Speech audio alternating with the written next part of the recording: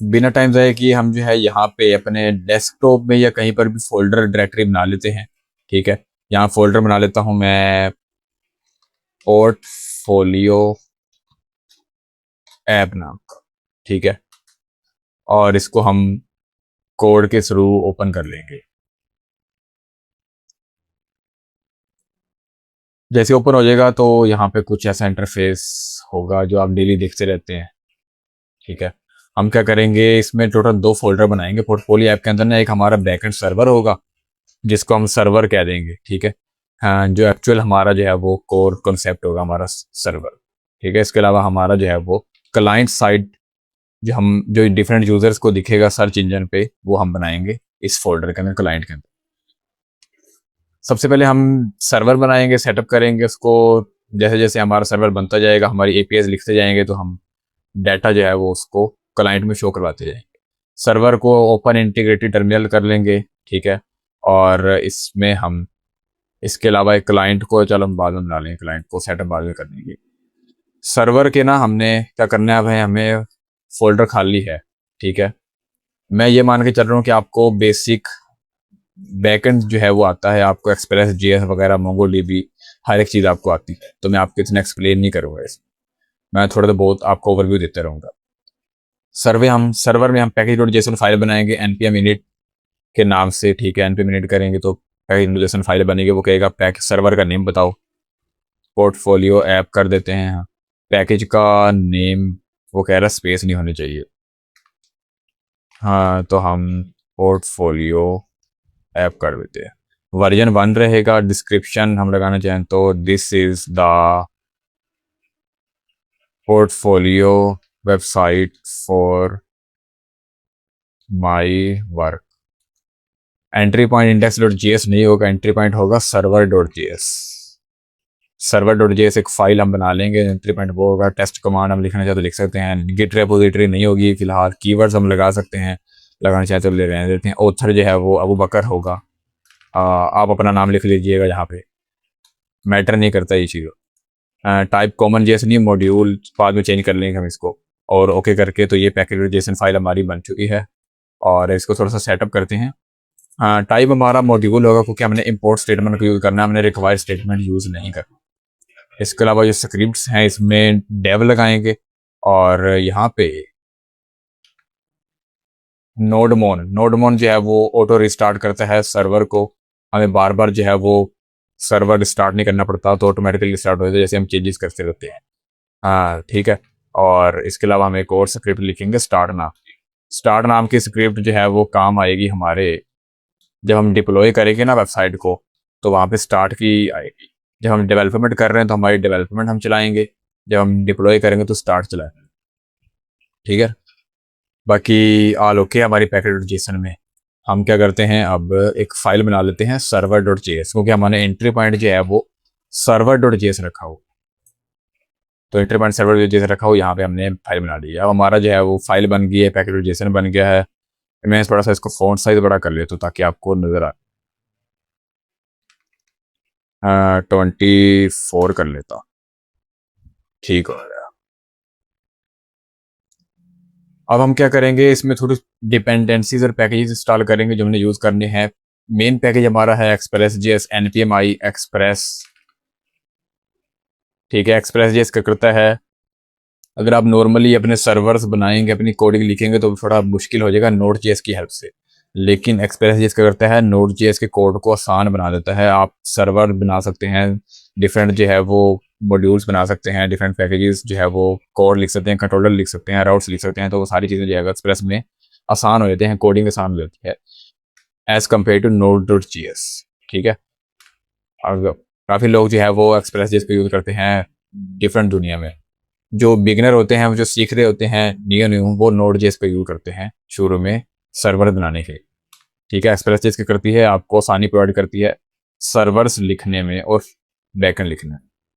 उसके बाद हम जो है वो मोंगोज इंस्टॉल करेंगे, जो कि मोंगोडीबी का जो है वो रैपर है, एक काइंड ऑफ कह सकते हैं हम, ठीक है?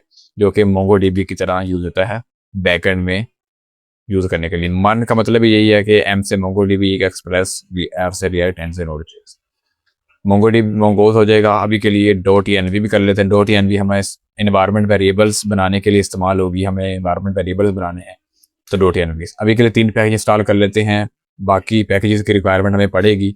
अब मैंने बहुत सारे पैकेज इंस्टॉल कर, ठीक है, तो जैसे जैसे हमें ज़रूरत पड़ती है कि हम इंस्टॉल करते जाएंगे और सीखते जाएंगे।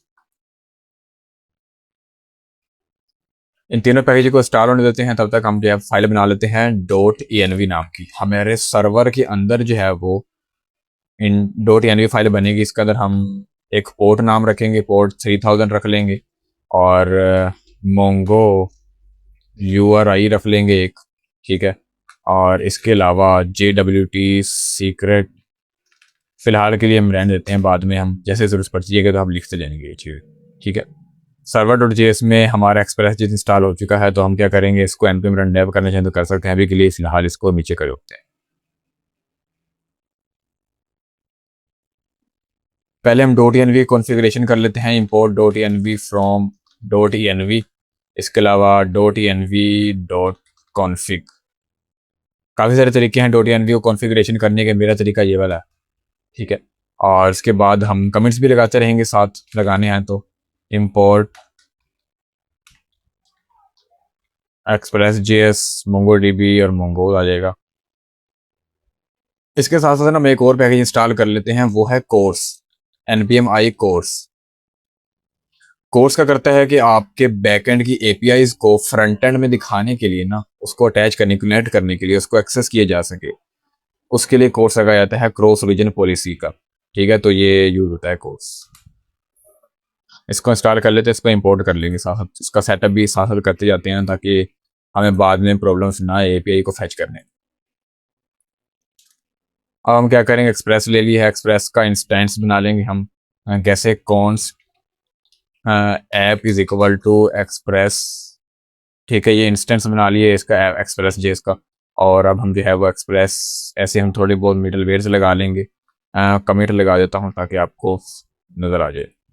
मिडल वेयर लगाएंगे, कोर्स का मिडल वेयर लगाया, एक हमने एक एक्सप्रेस डॉट जेसन का मिडल वेयर लगाया। एक्सप्रेस डॉट जेसन का मिडल वेयर क्या करता है कि आपके जो डेटा है ना, आपने जेसन में जो है वो उसको रिस्पॉन्स सेंड करना है, तो उसको दिखाने के लिए जेसन का जो है वो मिडल वेयर लगता है। अगर ये नहीं लगाएंगे तो एरर्स आ सकते हैं आपके रिस्पॉन्स, ठीक है।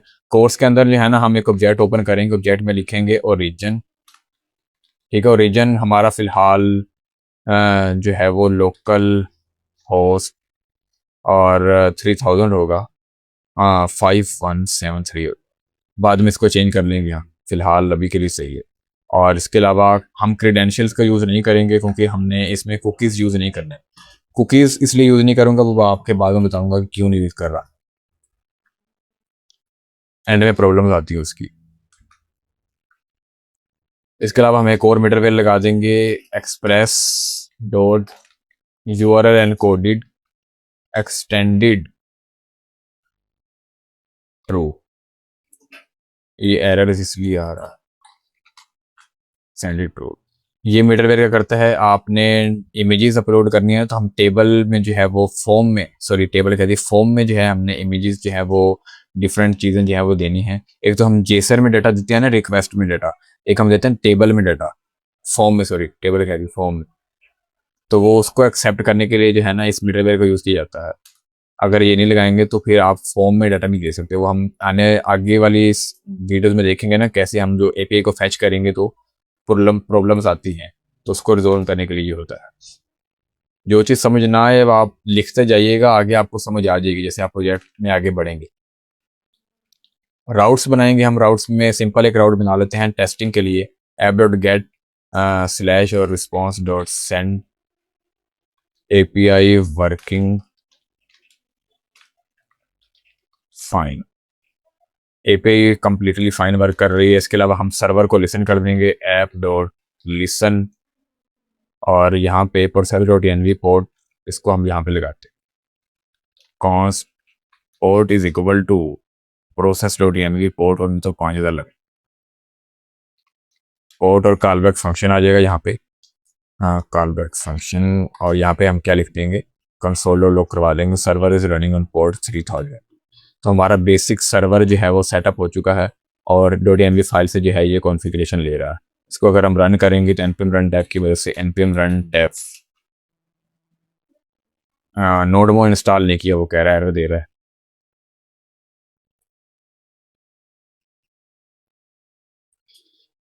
हमने नोडमोन की कॉन्फ़िगरेशन तो कर दी थी, उसको इंस्टॉल नहीं किया था। npm आई नोडमोन इंस्टॉल कर देगी। नोडमोन क्या करता है, सर्वर को दोबारा से रिस्टार्ट करवाता है अगर आप कोई भी चेंजेस करते हैं तो। अगर इसका इस्तेमाल नहीं करेंगे तो सर्वर को आपको मैनुअली रिस्टार्ट करना पड़ेगा, जो कि प्रॉब्लम्स फेस करवा सकता है आपको। अब हम npm रन डेव करेंगे और एपीआई को चेक करते हैं ब्राउज़र में कैसे चल रही हो। वैसे यहाँ पे लिखा आ गया कि सर्वर रनिंग हो रहा है, मतलब कि एरर नहीं आया और सर्वर ऑटोमेटिकली काम कर रहा है। लोकल हो 3000 पे जाएंगे और हमारा एपीआई जो है वो वर्किंग फाइन है। हमारा बेसिक सेटअप भी है वो हो चुका है। अब हम आगे कोडिंग करते हैं। अब हम क्या करते हैं, डेटाबेस को कनेक्ट करते हैं जल्दी से, और उसके बाद हम डिफरेंट फोल्डर्स बना के और उसको मॉड्यूल्स को सेटअप करेंगे। ठीक है, हम क्या करते हैं कि मोंगो यूआरआई जो है एक एनवायरनमेंट वेरिएबल लिख लूँगा यहाँ पे। अब इसकी जो है वो की लानी पड़ेगी। की लाने के लिए हम जो है वो बेसिक क्या कर सकते हैं, हम यहाँ पे मोंगो डीबी मेरे पास इंस्टॉल है तो मैं कंपास का यूज कर सकता हूँ। लेकिन अगर आप कंपास आपके पास नहीं है, आपका पीसी इतना हैवी नहीं है, तो आप क्या कर सकते हैं, मैं यहाँ पे इंटरनेट के ऊपर जाके मोंगो डीबी एटलस होता है, जहाँ से हम मोंगो डीबी की की लेके आ जाएंगे और मोंगो डीबी की की लेके आकर जो है हम बैकएंड को सेटअप कर सकते हैं और डेटाबेस को कनेक्ट कर सकते हैं उससे। कैसे, हम जाएंगे मोंगो डीबी एटलस के ऊपर। ये एक वेबसाइट है जो कि आपको इंटरनेट के थ्रू डेटाबेस कनेक्ट करने में हेल्प करती है। मोंगो डीबी की ऑफिशियल वेबसाइट है, यहाँ पे आप अगर आपने कभी यूज़ नहीं की तो आप ये सीख लें कैसे यूज़ होती है। ठीक है, गेट स्टार्टेड पे क्लिक करेंगे हम और अकाउंट बना लेंगे जल्दी से। जब आप अकाउंट बना लेंगे ना तो आपके सामने कुछ ऐसा या जिससे डिफरेंट इंटरफेस यू दिख सकता है आपको। ठीक है, अगर आप न्यू अकाउंट बनाएंगे तो आपको डिफरेंट इंटरफेस दिखेगा, वो सीधा आपको डायरेक्ट जो है वो क्लस्टर के ऊपर ले जाएगा, पीरियड के ऊपर ले जाएगा। आपने स्किप कर देना है आपको अगर समझ ना आए तो, और आप ऐसी स्क्रीन के ऊपर या डिफरेंट स्क्रीन के ऊपर आ जाएंगे। अगर ऐसी स्क्रीन के ऊपर आ जाए तो आपने क्या करना है, व्यू ऑल प्रोजेक्ट्स के ऊपर चले जाना है, आपने प्रोजेक्ट बनाना है एक। ठीक है, मोंगोडीबी के अंदर ना ऐसा होता है कि इसमें ऑर्गेनाइजेशन होती है, ऑर्गेनाइजेशन के अंदर प्रोजेक्ट होते हैं, प्रोजेक्ट के अंदर जो है वो क्लस्टर होते हैं। क्लस्टर के थ्रू हमें की मिलती है, उस की को हम यूज़ करके मोंगोडीबी को कनेक्ट करते हैं। ठीक है, ऑर्गेनाइजेशन जो है वो मेरे नाम की है, जो कि अबू बकर के नाम की है। आपकी अकाउंट के थ्रू ऑर्गेनाइजेशन आपकी बनेगी तो आप बना सकते हैं। यहाँ पे हम डिफरेंट प्रोजेक्ट्स मेरे ऑलरेडी बने हुए हैं जो मैंने बनाए थे। इसके अलावा हम अब न्यू प्रोजेक्ट पे क्लिक करेंगे, न्यू प्रोजेक्ट बनाएंगे आप। न्यू प्रोजेक्ट में जाने के बाद यहाँ पे प्रोजेक्ट का नेम बता देना। अपने प्रोजेक्ट का नेम हम बता देते हैं पोर्टफोलियो ऐप, या कोई भी नेक्स्ट कर देंगे इसको। उसके बाद वो कह रहा है कि वगैरह वगैरह ये आपने कहा नेक्स्ट कर देना इसको। क्रिएट प्रोजेक्ट पे क्लिक करेंगे, आपका प्रोजेक्ट क्रिएट हो जाएगा। जैसे ही प्रोजेक्ट आपका क्रिएट होगा उसके बाद ये कहेगा क्लस्टर बना लो, तो हम इसका क्लस्टर बनाएंगे। क्लस्टर कुछ भी नहीं है, बस ये आपका डेटाबेस की देता है आपको और आप इसको कनेक्ट करते हैं और आपको सारी की सारी चीज़ें शो होती हैं। एक प्रोजेक्ट के अंदर मल्टीपल क्लस्टर्स हो सकते हैं। ठीक है, अब यहाँ पे आप जो है वो फ्री वाला यूज़ कर लीजिएगा, पेड भी है। यहाँ फ्री में आपको मिलती है, क्या मिलता है आपको, एक सीपीयू मिलता है, शेयर रैम मिलती है, स्टोरेज मिलता है 512 जीबी का, और नेम आपने वैसे रखना है, फ्री करके क्रिएट कर देना है इसको। क्लस्टर क्रिएट होगा तो आपके सामने कुछ ऐसा इंटरफेस आ जाएगा, और ये चीज़ से आपने घबराना नहीं है। क्या लिखा हुआ है इसमें, आपका यूज़र नेम है और आपका पासवर्ड है। यूज़र नेम आपने चेंज कर लेना है। यूज़र नेम आप कुछ भी लगा सकते हैं, मैं इसको स्किप करता हूँ फिर आपको दिखाता हूँ। जैसे ही आप यूज़र नेम और पासवर्ड लगा लेंगे ना तो उसके बाद वहाँ पे नीचे क्रिएट डेटाबेस का ऑप्शन था, आपने क्रिएट डेटाबेस पे क्लिक करना था और आप नेक्स्ट मेथड, नेक्स्ट सेक्शन के ऊपर आ जाएंगे या नेक्स्ट स्टेप के ऊपर। अब वो कह रहे हैं कनेक्शन मेथड चूज़ करो, कनेक्शन मेथड चूज़ कर दें। यहाँ पे काफ़ी सारे कनेक्शन मेथड है, आपने इस सारी चीज़ों को छेड़ने की जरूरत नहीं है, आपको समझने की ज़रूरत नहीं है ना। मुझे भी नहीं पता ये क्या चीज़ें हैं। आपने सिंपल ड्राइवर्स पे चले जाना है, ड्राइवर्स पे जाके यहाँ पे सेलेक्ट कर लेना Node.js, ऑलरेडी सिलेक्ट होगा, आपका वर्जन भी आपका सिलेक्ट होगा, आपने कुछ भी नहीं छेड़ना है। इसके अलावा आपने क्या करना है, आपने ये SRV कनेक्शन स्ट्रिंग है ना, इसको ऑफ कर देना है। ऑफ कर देंगे या नहीं करेंगे तो इसमें कुछ प्रॉब्लम्स आती हैं, फेस होती हैं। अगर आप इसको ऑन करते हैं ना तो MongoDB कभी कभी कनेक्ट नहीं होता, तो हम इसको ऑफ कर देते हैं, फिर कनेक्ट हो जाता है अच्छी तरीके से। और इसके अलावा इसको आपने कॉपी कर लेना है। कॉपी करने के लिए आपने इसको यहाँ पे जाके कॉपी कर लेना है। ठीक है, और इसके बाद आपने इसको डन कर देना है। आपकी कनेक्शन स्ट्रिंग कॉपी हो चुकी है, आपने इसको कॉपी करके env फाइल के अंदर आके यहाँ पेस्ट करना है। और इसके अलावा अब आपने डेटाबेस का नाम भी लिखना होता है। डेटाबेस का नाम लिखना है आपने यहाँ पे, आप यहाँ पे देखेंगे 27017 के बाद स्लैश लगा होगा, यहाँ पे आपने डेटाबेस का नाम लिखना है। डेटाबेस का नाम हम लिख लेते हैं पोर्टफोलियो ऐप, ठीक है। इसी स्ट्रिंग के अंदर आप डेटाबेस का नाम देना चाहें तो दे सकते हैं, लेकिन अलग देना चाहें तो अलग भी दे सकते हैं। अगर आपको और तरीके आते हैं तो आप जिस मर्जी तरीके का यूज़ कर लें, कोई प्रॉब्लम नहीं। बात है डेटाबेस को कनेक्ट करना, तो ये है हमारी कनेक्शन स्ट्रिंग। अब हम डेटाबेस कनेक्ट करते हैं। कैसे कनेक्ट करना है, अपने एक फोल्डर बना लेना है सर्वर के अंदर कॉन्फ़िग नाम का। इस फोल्डर के अंदर हम डिफरेंट कॉन्फ़िगरेशन फाइल्स बनाएंगे। पहले हम बना लेते हैं db.js या फिर mongodb.js। mongodb.js बना लेंगे, इंपोर्ट कर लेंगे mongoose को, ठीक है। और const connect db is equal to async function होगा ये। और क्या करना है, अपने ट्राई कैच में जाके इसको mongodb को कनेक्ट कर लेना। कैसे कनेक्ट करना है, एक्सपोर्ट डिफाल्ट भी कर लेते हैं। आपने क्या करना है, आप वेट करना है। mongoose.connect एक फंक्शन होता है mongoose का। उसके बाद अपने जो है ये mongo जो एक स्प्रिंग है वो अपने लगानी है। उसके बाद कंसोल लॉग कर देना है और आपने ये कनेक्ट कर देना है। अभी ये बेसिक mongodb का सेटअप हो रहा है।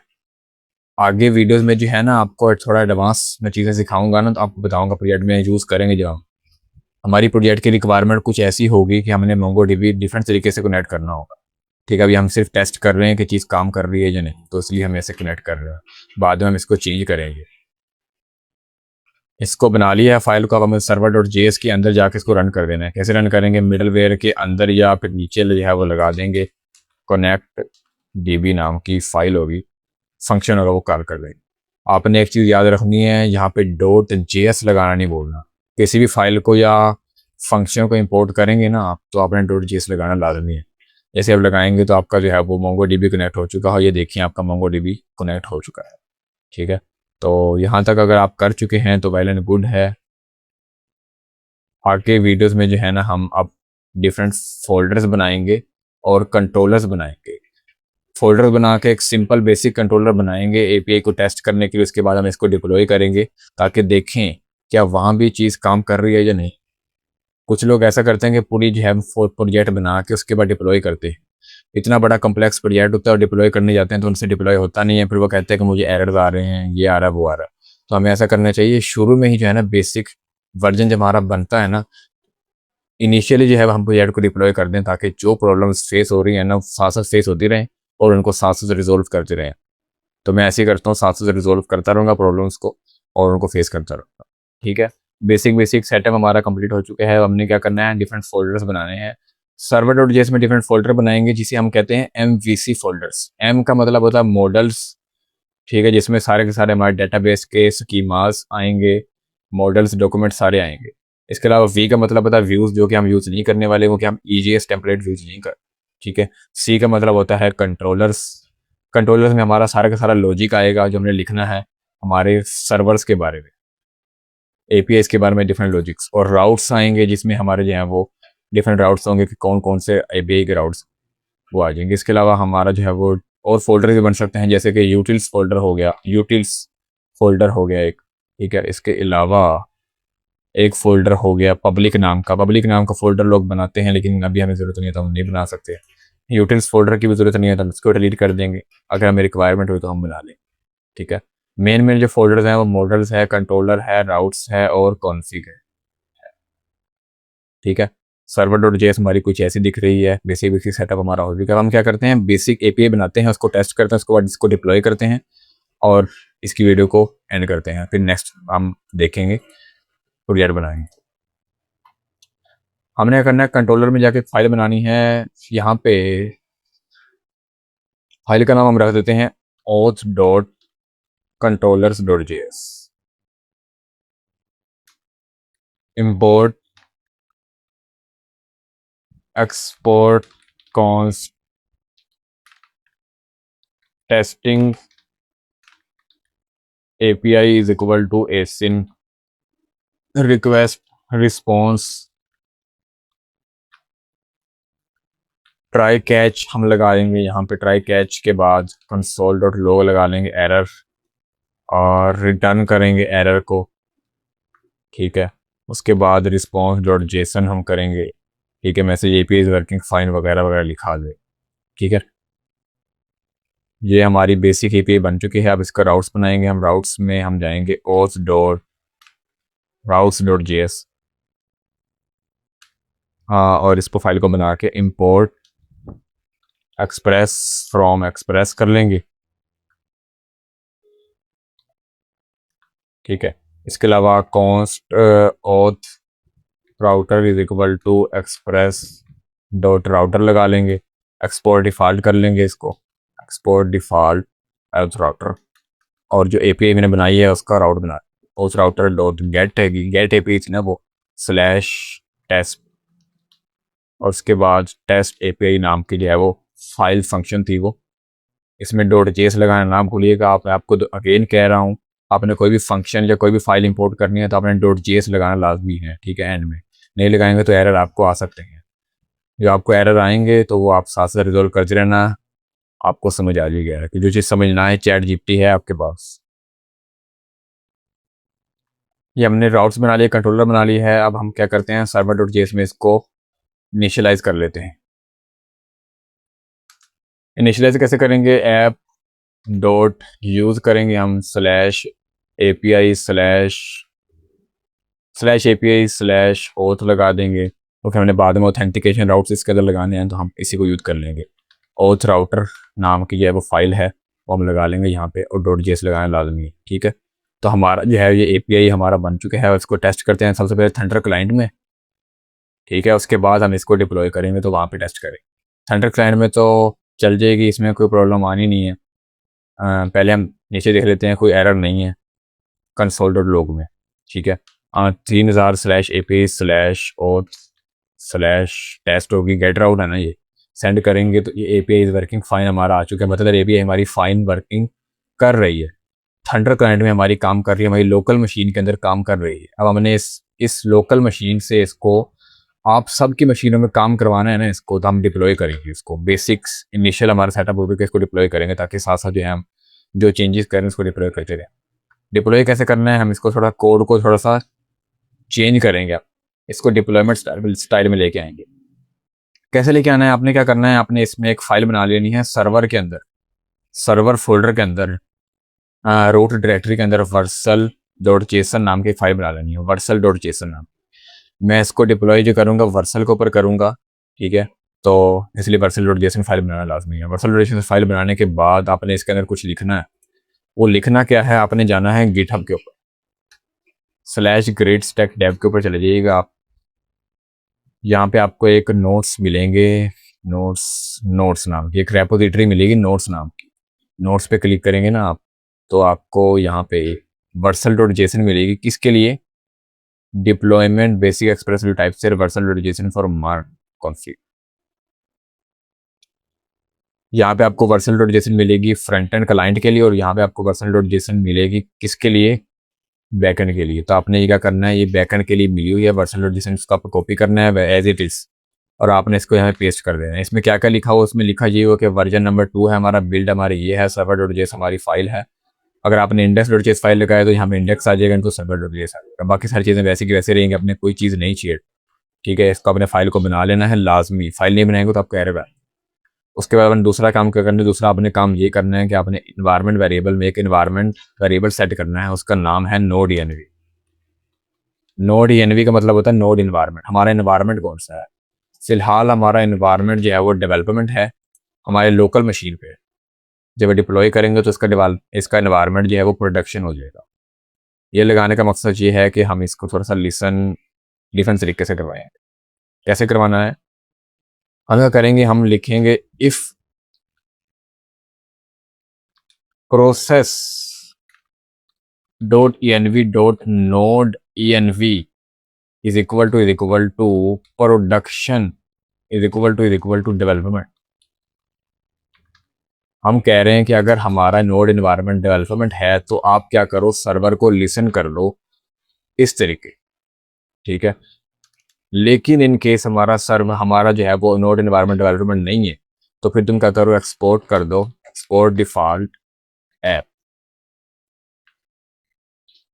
सर्वर जो वर्सल है ना, वर्सल जिसके ऊपर हम इसको डिप्लॉय करेंगे, वो ना एक सर्वरलेस जो है वो कंपनी है, मतलब उसके ऊपर जो चीज़ें डिप्लॉय होती हैं वो सर्वरलेस होती हैं, आइसोलेटेड होती हैं। तो हम उसको एक्सपोर्ट डिफॉल्ट टैप करते हैं, उसमें सर्वर जो है वो खुद ब खुद लिसन कर लेगा। अगर हम डेवलपमेंट कर रहे हैं तो हमारे लोकल मशीन पे हम लिसन करेंगे इसको अलग तरीके से, और हम जो वर्सल के ऊपर करेंगे उसके ऊपर हम ऐसे तरीके से करेंगे। आप सर्वर डॉट जेएस फाइल को ऐसे कुछ तरीके से बना लीजिएगा जैसे मैं बना रहा हूँ। अगर आप चेंजेस करेंगे तो आपका एरर आ सकते हैं। सही है। तो ये था हमारा basic server dot JS file. अब हमने क्या करना है, मोंगो डीबी कनेक्ट करना है ना, उसको भी उसी तरीके से कनेक्ट करना है कि वो डिप्लॉयमेंट को चल पाए, वर्सल के ऊपर चल पाए। अगर आप रेंडर या रेलवे यूज़ करते हैं ना डिप्लॉयमेंट के लिए, तो आप इस चीज़ से काम आपका चल जाएगा। लेकिन मैं वर्सल के ऊपर डिप्लॉय करूँगा ना, तो वहाँ पे ये चीज़ नहीं काम करेगी। वहाँ पे सर्वरलेस एनवायरनमेंट होता है, तो वहाँ पे मोंगो डीबी डेटाबेस जो है वो कनेक्ट करना पड़ेगा बार बार। एक बार कनेक्ट करेगा और बस कनेक्ट हो गया, तो उसको बार बार री इनिशियलाइज करना पड़ेगा। तो उसके लिए हम डिफरेंट कोड लिखेंगे। उस कोड को लिखने के लिए आपने जाना है चैट जीपीटी के पास। ठीक है। आपने क्या करना है, आपने इसको ये कोड देना है कॉपी करके। ठीक है। और उसको कहना है कि वर्सल डॉट जेसन वर्सल पर डिप्लॉय करने के लिए कोड चाहिए, डेटाबेस कनेक्ट करवाओ ताकि एरर ना आए।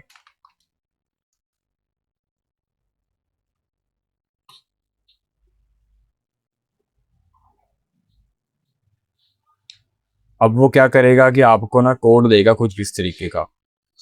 आपने उसको सिंपल ये कहना है कि मैंने वर्सल के ऊपर इसको डिप्लॉय करना है, तो मुझे मोंगो डीबी का डेटाबेस जो है वो ऐसे कनेक्ट करवाओ कि वो वहाँ पे काम करे। इस कोड में ऐसा कुछ भी नहीं। इस कोड में यह है कि मोंगो को इंपोर्ट किया गया, हमने एक वेरिएबल बनाया है कैश नाम का ग्लोबल, जो कि मोंगोस ग्लोबल जो है वहाँ से ले रहा है। अगर कैश नहीं है तो क्या कर रहा है कि इसको कॉन्फ़िगरेशन नल कर रहा है, प्रॉमिस नल कर रहा है। उसके बाद क्या कर रहा है कि इफ कंडीशन आ रही है रिटर्न कैश, इसमें जो चीज़ लिखा हुआ आप इसको समझना चाहें समझ सकते हैं, तो एज इट इज़ कॉपी करके पेस्ट कर लीजिएगा। कोई चीज़ समझने की जरूरत नहीं। जो आपको मैंने डेटाबेस पहले कनेक्ट करवाया है वो एक एक्चुअल तरीका है डेटाबेस कनेक्ट करने का। हम बड़ी इंडस्ट्री में जो है वैसे ही होता है। ये तो हम वर्सल के ऊपर डिप्लॉय कर रहे हैं, तो इसलिए हम जो है इस डेटाबेस को इस तरीके से कनेक्ट कर रहे हैं। ठीक है। तो आप ऐसे कनेक्ट कर लीजिएगा डेटाबेस को। जब आपका कनेक्ट हो जाए डेटाबेस के बाद आपने क्या करना है, एक चीज़ और आपने करनी है, वो है लोकल होस्ट 5173 को चेंज कर।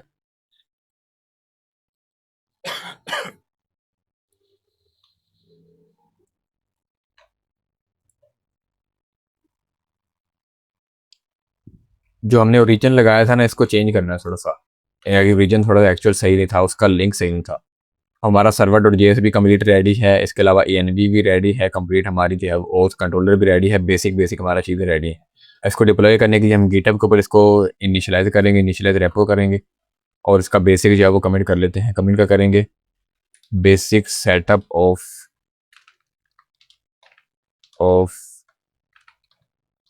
पोर्टफोलियो वेब ऐप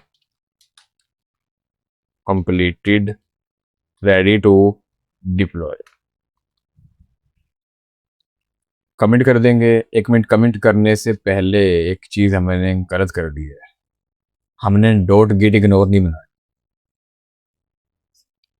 हमें गिट हब के लिए जो है ना वो नोड मॉड्यूल्स उसमें पुश नहीं करने, तो डॉट गिट इग्नोर बनानी पड़ेगी, जिसमें नोड मॉड्यूल्स लगाने पड़ेंगे, डॉट ENV लगाना पड़ेगा। हमने जो है वो गिटहब के ऊपर नोड मॉड्यूल्स और ENV जो है पुश नहीं करनी ना, तो इसलिए हम वहाँ पे ये डॉट गिट इग्नोर लगा कमिट करेंगे इसको हम, और फिर इसको गिटहब के ऊपर पुश करेंगे। हमने गिटहब के ऊपर जाना है और यहाँ पर एक रेपोजिटरी बनानी पड़ेगी जल्दी से जाके। आप अपने गिटहब अकाउंट के ऊपर जाके रेपोजिटरी बनाएगा एक, हम प्लस के ऊपर क्लिक कर दो। हम न्यू रेपो बना लेते हैं जिसका नाम होगा अबू बकर पोर्टफोलियो। अबू बकर पोर्टफोलियो लिख लेते हैं सिंपल, ज़्यादा मुश्किल करते नहीं है। क्रिएट रेपोजिटरी कर देते हैं। अब हम इसको पुश करेंगे कोड को। कैसे पुश करना है, हमने जाना है इसके अंदर नहीं जाना, हमने जाना है cd./cd./, ऐप के अंदर पोर्टफोलियो ऐप के अंदर चले जाएंगे। जो हमारा मेन जो फोल्डर है ना, जिसके अंदर दोनों फोल्डर्स हैं, सर्वर और इसके अलावा क्लाइंट, उसके अंदर हम चले जाएंगे और वहाँ पर जाके इसको कर देंगे git push minus u origin main. ये हम करेंगे तो हमारा जो सारा का सारा कोड गिटहब के ऊपर चला जाएगा, फिर हम इसको वर्सल के ऊपर डिप्लॉय करेंगे। हमारा कोड गिटहब के ऊपर जा चुका है, ये देखते हैं, आपको दिखा दो, रिफ्रेश करता हूँ तो ये यहाँ पे हमारा कोड आ चुका है। हमारे पास एक सर्वर नाम का फोल्डर आया है, क्लाइंट नाम का फोल्डर इसलिए नहीं आया क्योंकि हमने वहाँ पे कुछ लिखा नहीं है, तो खाली फोल्डर जो है वो गिटहब के ऊपर नहीं है। सही है।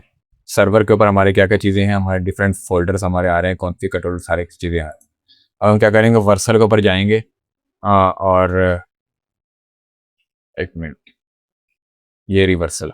आप यहाँ पे अकाउंट बना लीजिएगा। अकाउंट बनाना बहुत ज़्यादा सिंपल है, गिटहब को भी कनेक्ट कर लीजिएगा। गिटहब कनेक्ट करना भी सिंपल है, बहुत ज़्यादा मुश्किल नहीं है, आसान है ये। आपको कुछ ऐसा इंटरफेस दिखाई देगा, होम पेज है वर्सल का। अब हम यहाँ पे एक नया प्रोजेक्ट बनाएंगे, उसको डिप्लॉय करें।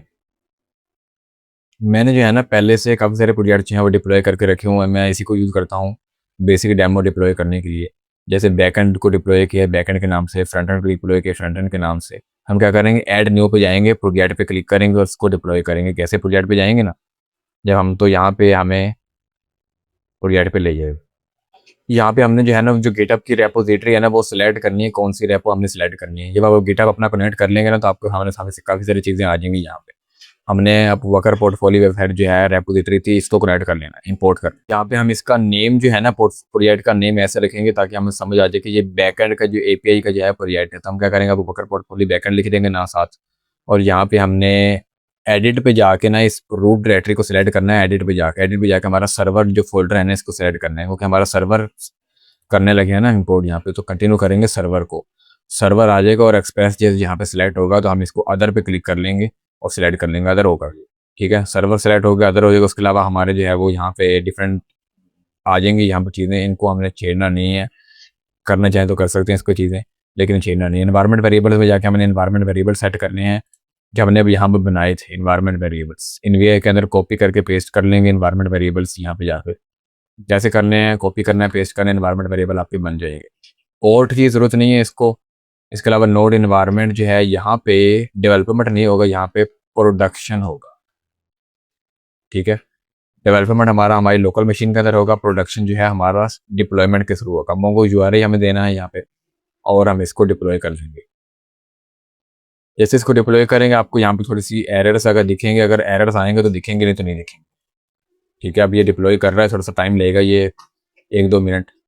और यहाँ पे कुछ एरर्स आपको दिखेंगे अगर एरर्स हुए तो।